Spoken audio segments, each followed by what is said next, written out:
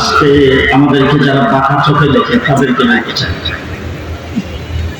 2 বছর শেখ হাসিনার মেহমানখানায় ছিলাম,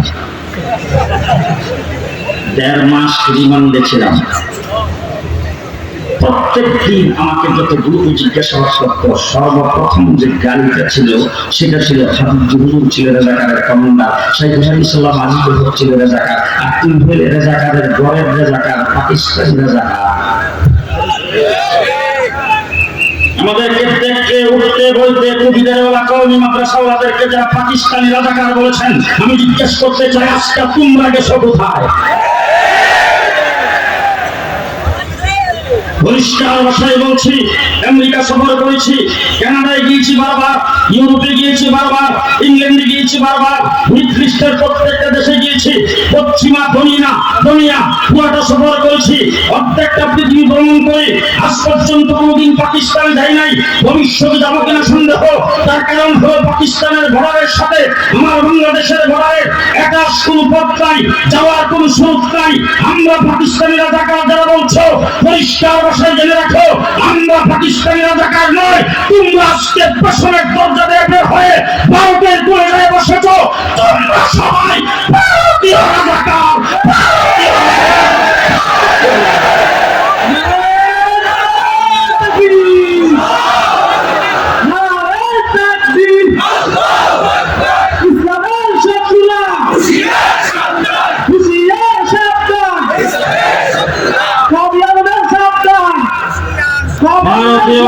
পাকিস্তানি রাজাকার যাদেরকে বলেছ তারা কোন দেশপ্রেমিক, তাদের দ্বারা দেশের কোন ক্ষতির আশঙ্কা নাই, তাদের দ্বারা দেশ হুমকির সম্মুখীন নয়। তোমরা যারা ভারতীয় রাজাকার, তোমাদের দ্বারা পদে পদে আমার বাংলাদেশের ইসলাম আর বাংলাদেশ হুমকির সম্মুখীন। তোমরা সেখানে বসে ষড়যন্ত্র কম করতেছ না, কথাই বলতে পারবো না। কাউয়ার বেশ দছে 15 বছর কি জায়গায় এবছর খেলা হবে।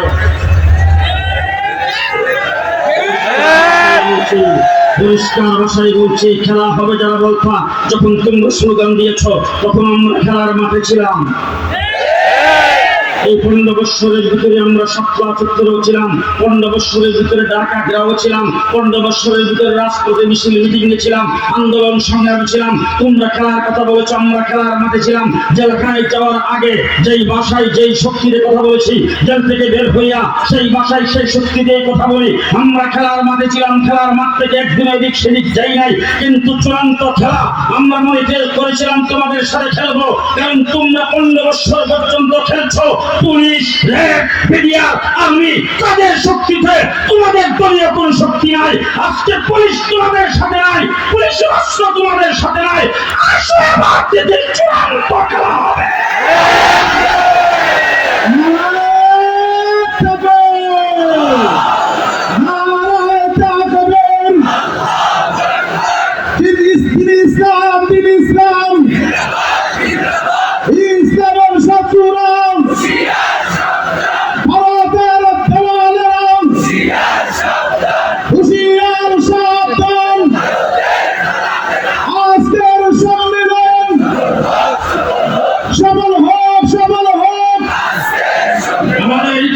তোমরা বলে দিয়েছ, জাতিকে আমাদের ইতিহাস স্মরণ করতে তোমরা দেও নাই, ইতিহাসকে তোমরা বিকৃত করেছ। জেনে রাখো, ভারত যখন বড় শক্তি ইংরেজ ক্ষমতা যখন দখল করে নিয়েছিল, এই দেশে রাজনৈতিক দলের অভাব ছিল না, লিডারের অভাব ছিল না, নেতার অভাব ছিল না। কোন নেতা, কোন লিডার, কোন রাজনৈতিক দলের সভাপতি সেক্রেটারি ইংরেজের বিরুদ্ধে একটা টু শব্দ করার সাহস পায় নাই। ইংরেজের বিরুদ্ধে যদি সর্বপ্রথম বুক টান করে দেয়, ইংরেজের বিরুদ্ধে মুক্তিযুদ্ধের ঘোষণা যদি দিয়ে থাকে, একজন মৌলবী দিয়েছেন, তার নাম শাহ আব্দুল আজিজ মুহাদ্দিস রহমাতুল্লাহ।